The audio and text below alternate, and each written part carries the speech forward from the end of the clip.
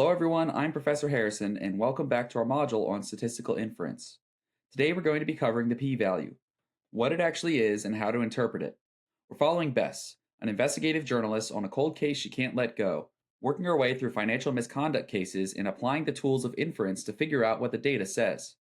Today she's looking at a credit rating agency whose AAA rated bonds have been defaulting at a noticeably higher rate than the industry baseline. 80 bonds rated AAA, 10 of them have defaulted.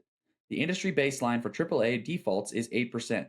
So the question is whether that gap is real evidence of inflated ratings or whether it's just a bad draw from an otherwise clean agency. To figure things out, she pulls up her case file.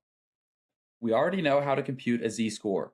For this, Bess takes the gap between the observed default rate and the null, so the 12.5% minus 8%, and divides by the standard error of the proportion under the null. That ends up giving her a z-score, or otherwise known as a z-statistic, of 1.48. So her observed rate sits at 1.48 standard deviations above what the null would predict. But knowing she's 1.4 standard deviations out doesn't by itself tell her very much. Does this 1.48 provide evidence that the credit rating agency is inflating its ratings? Or is this simply something that could happen out of pure chance? To figure these things out, she needs to convert that 1.48 into a number that she can understand.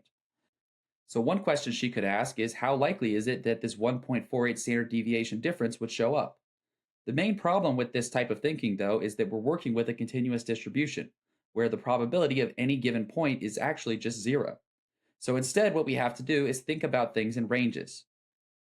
So instead of asking what's the probability of landing this far above the mean, we're going to ask a question that is answerable, along the lines of, what's the probability that we have an observation as extreme as this 1.48?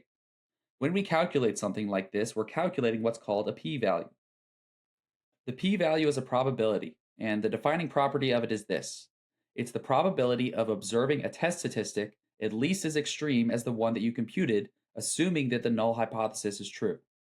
So the p-value doesn't measure whether the null is true, it measures how consistent your data is with the null. It answers the question, if the null were true, how often would you end up seeing something this far out into the tail?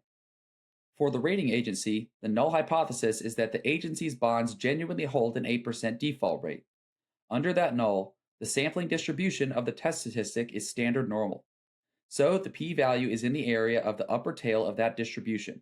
Starting at z equals 1.48, that area ends up being around 0.07. So what does that 0.07 actually mean? To put it in words, it means that if the agency's ratings are completely accurate, and that the true default rate of these AAA bonds is actually 8%, then you'd end up seeing a z-statistic of 1.48 or higher around 7% of the time just by random chance. So 7 times out of 100, a clean agency would look this suspicious just by random chance alone. So the p-value is 0.07, which is kind of small. It says the data is somewhat inconsistent with the null, but it's not overwhelmingly small either. There's still a reasonable chance that this is just noise. One common question is whether the p-value tells you the probability that the null hypothesis is true. It doesn't. That's the most common misinterpretation of the p-value in all of statistics. The p-value is computed under the assumption that the null is true. It's not a probability that the null is true given your data. And those are two different questions entirely.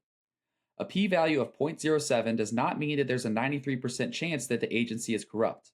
It means that if the agency is clean, there's a 7% chance of seeing a result exactly like the one that we actually have. The 0.07 is a property of the data under the null hypothesis. It says nothing directly about whether the null holds. In her article, Bess explains this to her readers. The probability of this default rate arising from a clean agency is 7%. That doesn't mean the agency is corrupt. It means that out of every 100 agencies with accurate standards, roughly 7 would produce numbers this high by chance alone. This agency is just one data point. The p-value tells us that data point is worth watching. It doesn't tell us exactly what to do about it or whether it's something that's real. Bess puts down her typewriter and thinks about a different case she's been working on. She's been investigating a hedge fund called TRQ and trying to figure out whether they're using underhanded methods to get an advantage. She has a list of their trades, dozens of them, where the rational quant appeared as a counterparty on another side of a single hedge fund's largest losing positions. The fund they were trading against was called Callaway Value Partners.